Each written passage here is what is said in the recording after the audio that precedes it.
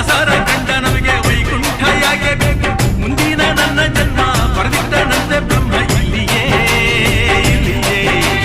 ಎಂದಿಗೂ ನಾನಿಲ್ಲಿಯೇ ಹುಟ್ಟಿದರೆ ಕನ್ನಡ ನಾಡನ್ನು ಹುಟ್ಟಬೇಕು ಮೆಟ್ಟಿದರೆ ಕನ್ನಡ ಮಣ್ಣ ಬಿಟ್ಟಬೇಕು ಇದು ಚಟಕ ಬಂಡಿ